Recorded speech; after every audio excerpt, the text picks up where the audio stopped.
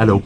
Moi, j'ai une question pour toi aujourd'hui qui est simple à poser, mais qui va peut-être t'amener à réfléchir un petit peu, c'est quand la dernière fois que tu t'es senti vraiment toi-même, authentique envers qui tu es, en dehors de la maladie, en dehors des défis et à travers peut-être les tumultes que le quotidien peut t'apporter dans ce brouhaha qui vient avec la maladie. Ou peut-être que tu es proche aidant et que tu passes beaucoup de temps à aider les autres, mais que de reconnecter avec toi-même, ça fait quand même un certain temps. Peut-être même que tu t'en souviens pas.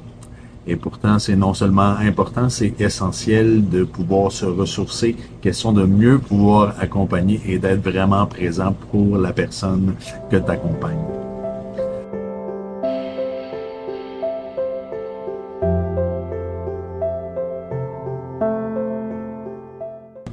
Moi, je me présente, Joël de Grandpré, oncomassothérapeute, c'est-à-dire massothérapeute spécialisé dans le domaine du cancer, donc autant pour les personnes atteintes, les enfants comme les adultes, que les proches aidants. C'est une approche qui, à travers la massothérapie, est très humaine, très profonde, très à l'écoute de la personne qui est en face de nous. Et je vais t'expliquer aujourd'hui pourquoi j'ai décidé de faire ce que je fais et qu'est-ce que ça peut apporter dans ton quotidien aussi. À travers la vidéo d'aujourd'hui, je vais te faire part de 3 points principaux, dont le premier pour moi qui est le plus important, qui est de te donner la permission et la possibilité de reconnecter avec qui tu es à travers la maladie, parce que des fois on dirait que la maladie prend toute la place, on dirait que tout est dépendant de ton état physique, de ton état mental à travers cet épisode de maladie-là. Mais en dehors du diagnostic, donc ça ne veut pas dire que on dit que la maladie n'est pas là, n'est pas présente, mais à travers la maladie, il y a aussi une personne. Et la personne, elle existe sans la maladie. Donc, c'est de te donner la permission d'aller reconnecter avec cette partie de toi-même là. Le deuxième point est, en tant que proche aidant, de te montrer qu'est-ce que tu peux faire pour te ressourcer à travers tout ça, parce que c'est important de le faire pour pouvoir mieux accompagner, comme je l'ai dit plus tôt. Et le troisième point est de te donner la permission de créer des moments qui sont authentiques, qui sont vrais, qui sont humains, qui sont remplis de bienveillance et de contact avec la personne que tu accompagnes peut-être. Donc, comment je peux faire au quotidien pour pouvoir mieux avancer à travers le tumulte de la maladie?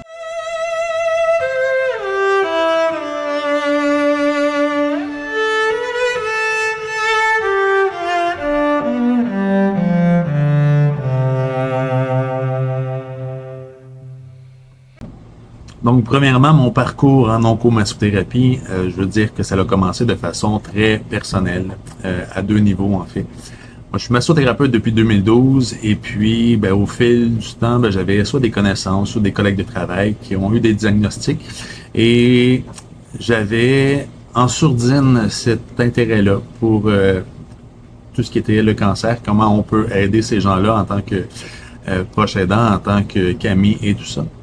Et il a fallu que mon ex-beau-père ait un double diagnostic pour que je me décide à faire le saut. Et je le remercie encore aujourd'hui et je donne des conférences et je forme d'autres massothérapeutes également. Puis, c'est toujours pour moi un moment de lui rendre hommage parce que sans lui, je pense que malheureusement, j'aurais jamais fait le saut. Fait que merci Gérard à travers tout ça, à travers l'épisode que ça l'a pu créer, même si je l'ai vécu par procuration à travers la belle famille, j'ai eu droit à des moments exceptionnels avec toi, puis c'est qu'est-ce qui a créé qui je suis maintenant. Donc, merci beaucoup. J'ai vu à quel point ça pouvait affecter la personne qui est malade, bien entendu, mais aussi tout l'entourage, donc sa conjointe, sa fille, et en fait toutes les personnes qui pouvaient côtoyer au quotidien. Ça crée vraiment un effet de ripple effect qu'on appelle en anglais, donc les fameuses vagues qui ont des répercussions sur tout l'entourage. Et deuxième histoire, c'est l'histoire d'une femme qui est la mère d'un couple de meilleurs amis en fait, dont j'ai célébré le mariage, donc quand même famille de qui je suis très près. Et puis elle, son diagnostic, elle l'a eu de façon tardive. ou sur le tard, si on veut, qui a fait en sorte que son épisode a vraiment été de courte durée parce que le cancer était très avancé. Et puis, à travers les discussions qu'on pouvait avoir au fil du temps, elle voulait toujours que je la masse et tout ça, puis bon, on le mettait jamais à l'horaire, qui fait en sorte que, non, je l'ai jamais massé. Et puis, quand est arrivé ce moment-là, fatidique, elle a été admise en maison de soins palliatifs quand même assez rapidement et c'est à ce moment-là qu'elle a demandé à une de ses filles elle savait que je venais tout juste de commencer ma formation en oncomassothérapie. Elle a dit, est-ce que tu penses que tu pourrais demander à Joël qu'il vienne me masser? On l'a jamais fait, puis je pense que ça pourrait me faire du bien en ce moment. Donc j'étais vraiment dans les premiers balbutiements de cette longue formation. Et puis, j'ai posé des questions à mes professeurs, entre autres à savoir qu'est-ce qui était possible de faire malgré le peu de connaissances que j'avais encore à ce moment-là. Et on a mis un plan d'action en place qui a fait en sorte que cette dame-là a été admise dans une maison de soins palliatifs et je suis allé la voir là-bas. Et en dehors de la fébrilité qu'il pouvait y avoir, de un, parce que je connaissais personnellement cette dame-là et du fait que j'étais dans un contexte qui m'était encore là très méconnu, je suis allé et c'est là que j'ai pu voir à quel point le massage et le toucher n'est pas seulement quelque chose de physique, mais qu'on a un impact assez incroyable sur la personne qu'on touche à ce moment-là parce qu'on la touche différemment. On est dans un autre contexte, on est dans un autre monde même, j'oserais dire, et la qualité du toucher et l'intention du toucher qu'on a est complètement différente et c'est ce qui fait en sorte que le lien et la relation qu'on a avec cette personne-là est changé, est rehaussé et on découvre un monde assez magique à travers la maladie qui fait en sorte que ces liens-là qui sont profonds et qui sont des fois très rapides, même avec des personnes inconnues, en fait, des clients qu'on a, ça change une vie complètement, autant pour nous, le thérapeute, que pour la famille et la personne qui est atteinte.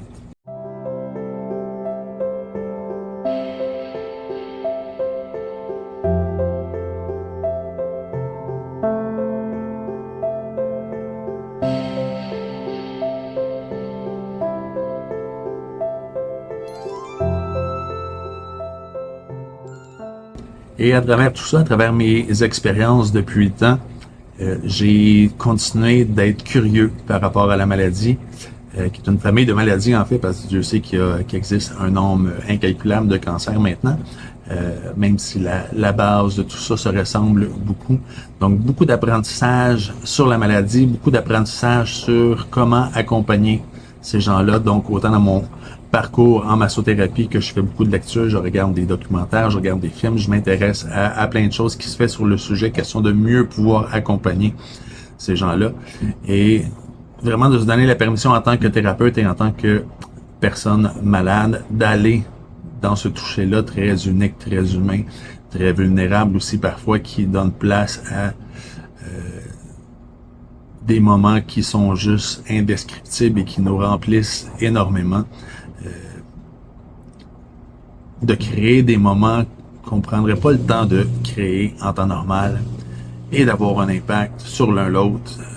Souvent, on me dit que c'est moi qui donne tout en tant que thérapeute et je reçois pas grand-chose en échange. Je vous dirais que dans cet univers-là de l'oncomassothérapie, je reçois énormément. Je reçois pas ce que je donne, mais je le reçois énormément. Et dans différents contextes, donc que ce soit en clinique, que ce soit à domicile, que ce soit au travers de l'organisme Leucan pour qui je suis thérapeute désigné et en maison de soins palliatifs.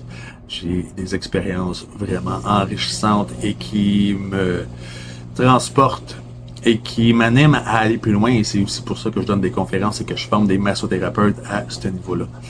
Donc, de pouvoir partager ces connaissances-là, de pouvoir partager ces moments-là avec des gens qui en ont de besoin, c'est vraiment pour moi un privilège.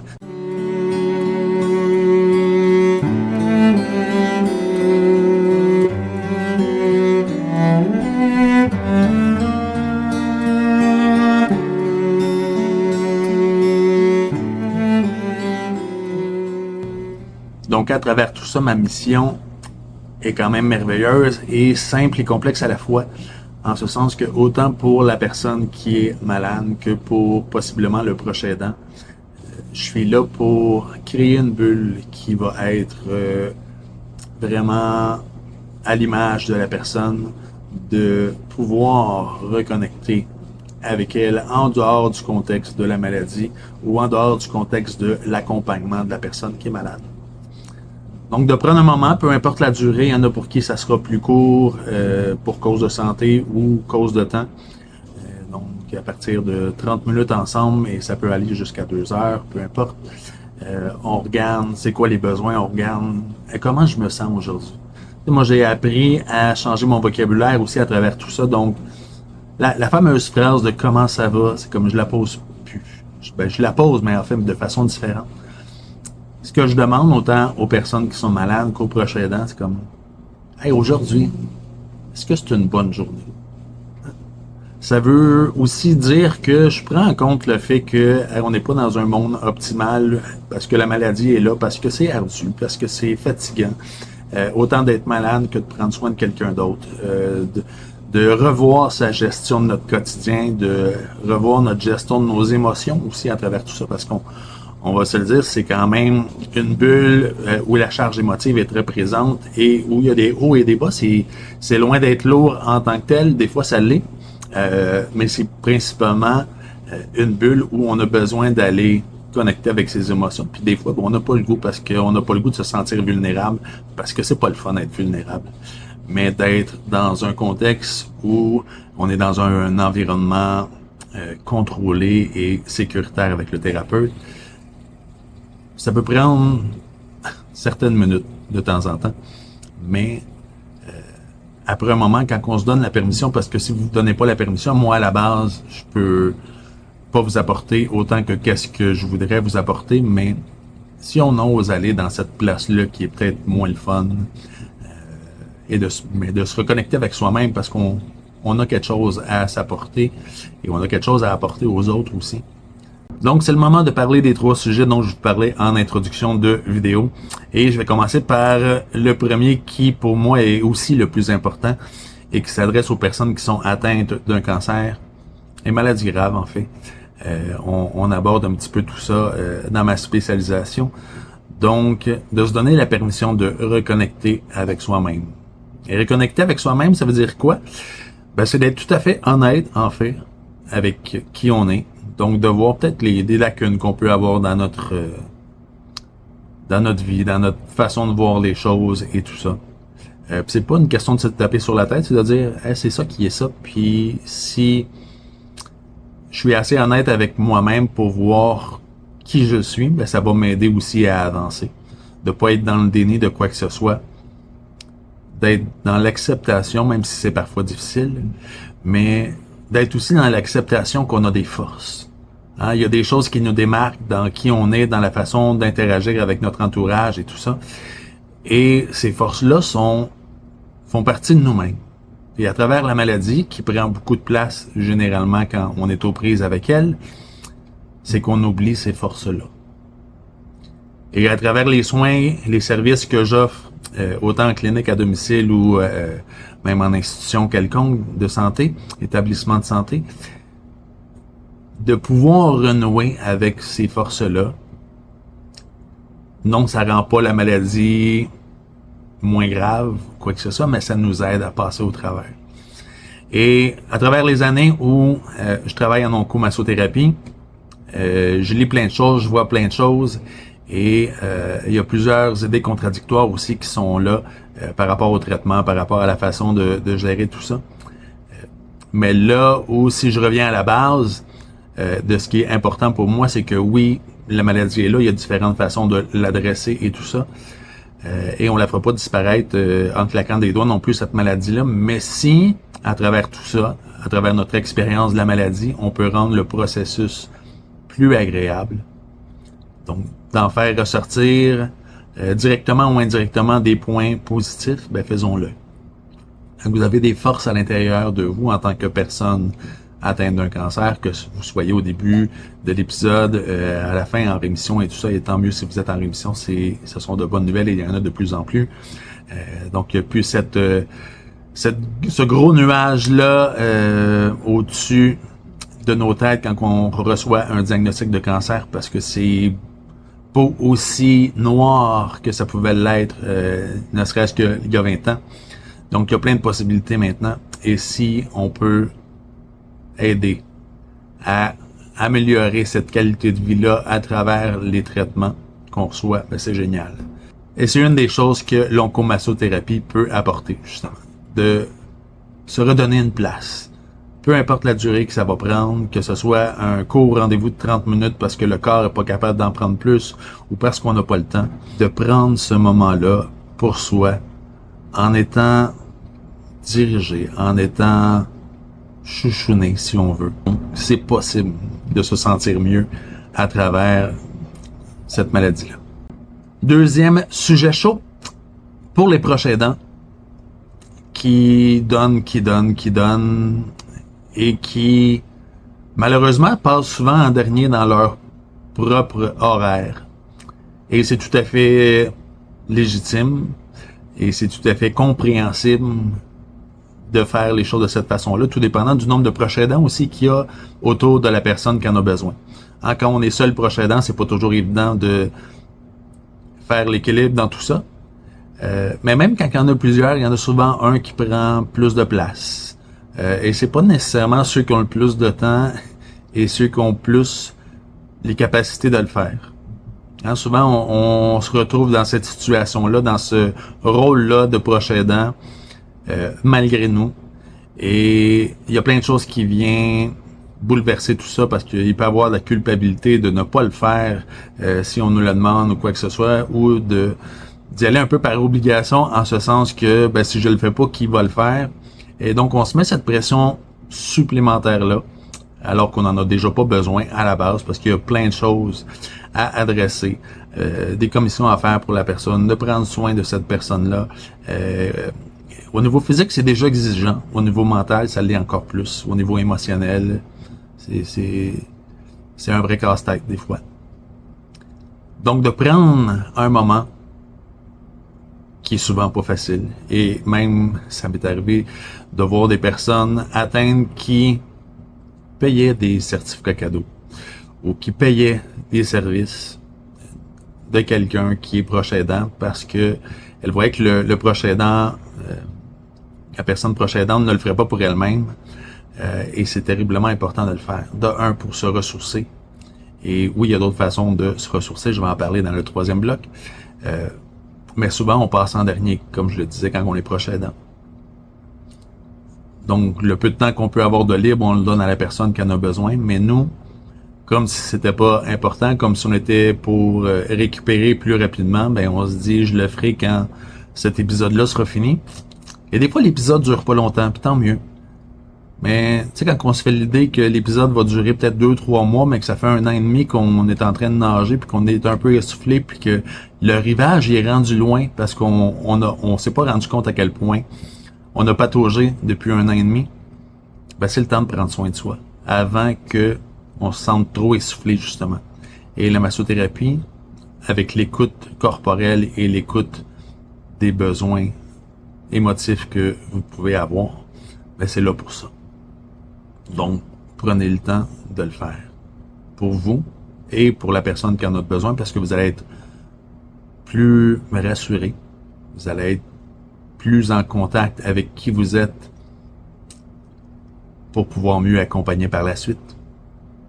Et vous allez redécouvrir les forces qui sont à l'intérieur de vous que vous avez peut-être oubliées au cours du parcours, justement. Et le 3e point, qui vient renchérir les 2 autres, donc vous n'êtes pas obligé d'en faire juste un ou l'autre, vous pouvez faire les 2, et ça va rendre le résultat encore plus agréable. C'est de créer des moments authentiques et de qualité pour soi-même, et aussi pour l'entourage ou la personne qu'on accompagne. À travers le tumulte de la maladie, des fois on les oublie, un peu comme nos forces, mais il y a plein de choses qu'on fait spontanément et qu'on sait qu'ils nous font du bien. Et ça peut être 5 minutes. C'est pas obligé d'être long. Hein. Des fois, tant mieux si c'est long, puis on a le temps de le faire, puis ça nous fait encore plus de bien.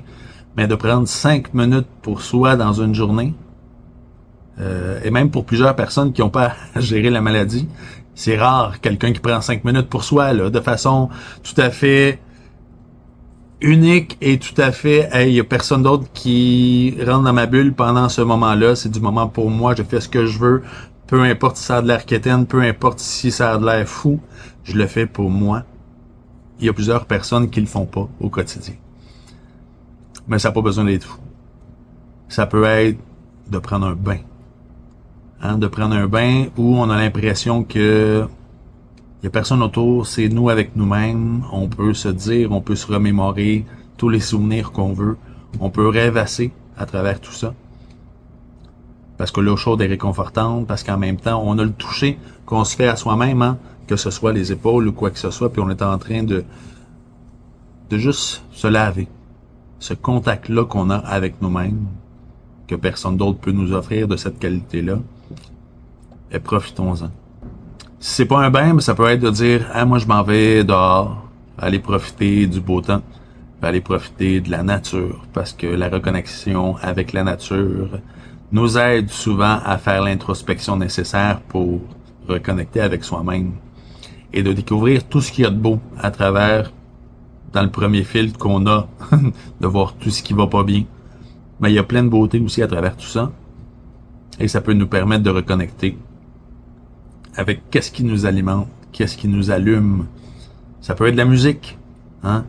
Et Dieu sait que c'est un des éléments qui fait en sorte que ça peut changer notre état d'esprit le plus rapidement possible. Et c'est pour ça que le monde cinématographique utilise la musique pour changer notre état d'âme. Donc d'écouter qu'est-ce qui nous fait du bien. Hein? Ça peut être n'importe quoi, c'est pas obligé d'être doux. Le meilleur exemple, c'est que moi, en clinique, et même quand je vais à domicile, oui, j'ai une trame sonore qui est là un peu de façon générique et qui passe partout, mais j'offre le choix à ma clientèle d'écouter ce qu'ils veulent. Donc, ce qui fait du bien, c'est pas nécessairement quelque chose qui est relaxant pour autant, c'est quelque chose qui vient faire vibrer à l'intérieur, qui vient nous faire sentir bien. Fait que des fois, c'est quelque chose qui peut être même énergique, mais si ça nous fait du bien, c'est ça qui est important. Donc, il y a mille et une façons de créer des moments magiques, de créer des moments qui vont laisser leur trace dans notre semaine. Hein, c'est pas obligé d'être quelque chose qu'on va se rappeler dans 5 ans, mais de pouvoir avoir ces moments-là pour hey, ça, c'est un moment où je reviens au neutre.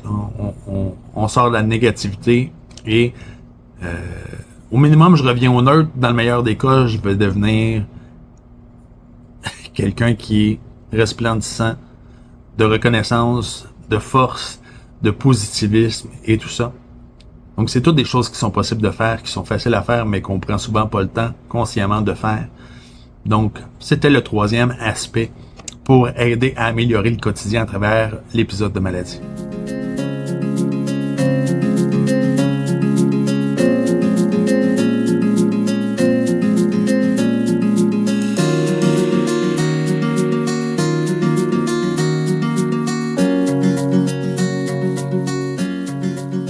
Donc, c'était le message que j'avais à livrer aujourd'hui dans cette vidéo-là. Donc, s'il y a des questions sur mes services, les différents services que j'ai, donc que ce soit la massothérapie elle-même spécialisée, c'est possible de m'écrire un courriel. Les informations sont dans la description de cette vidéo-là. Donc, par rapport au service à domicile, le service en clinique, le service en établissement de santé, ce sont toutes des choses qui sont faisables. De l'autre côté, si tu veux avoir plus d'informations par rapport à qu'est-ce que ça peut vraiment apporter dans ton quotidien concrètement, parce que tu veux me partager tes défis, tu veux me partager c'est quoi ton contexte, fais la même chose, ou tu peux me rejoindre aussi par téléphone pour qu'on puisse en parler de façon plus humaine et tout ça. S'il y a des questions sur la conférence sur le pouvoir du toucher, donc la conférence que j'ai appelée le langage du toucher pour accompagner autrement, tu peux m'écrire également ou aller directement sur le site internet dans la section événements pour voir les prochaines dates possible. Donc, il y en a qui se donnent en présentiel, il y en a d'autres qui se donnent en ligne. Ceux qui sont peut-être plus hors région, moi, la clinique est à Terrebonne, donc si c'est un petit peu plus loin, c'est possible d'assister aussi à la conférence, donc dans le confort de ta cuisine, de ton salon, de ta salle de bain, peu importe. Tu m'écoutes là où tu peux. Ou pendant que tu es en train de prendre une marche, même style format podcast un peu pour seulement écouter qu'est-ce que j'ai à te raconter à travers tout ça. Ça va me faire plaisir. Et il y a aussi les formations pour les massothérapeutes. Donc, en ayant une base en massothérapie, question de connaître un peu comment fonctionne le corps humain, il y a une formation d'introduction qui est là. Il y a une formation de 300 heures qui est disponible. Donc, contacte-moi de la façon dont tu voudras, texto, messenger, courriel, téléphone. Je serai là pour répondre à tes questions. Donc, que tu sois personne atteinte, que tu sois proche aidant ou que tu connaisses quelqu'un qui passe à travers ces épisodes-là, contacte-moi ou meilleur moment de rejoindre le plus de personnes possible, c'est de partager cette vidéo-là à travers les différents médias sociaux, à travers le courriel, si jamais la personne a pas de compte sur les réseaux sociaux que tu utilises. Donc, partage les informations, ça me fera plaisir de toucher le plus grand nombre de personnes possible, littéralement, et de changer leur quotidien à travers mon expérience. Donc, mes informations vont apparaître sous peu dans l'écran de clôture de cette vidéo-là. Donc, je te souhaite une excellente journée, puis au plaisir de partager ma passion avec toi. Bye bye.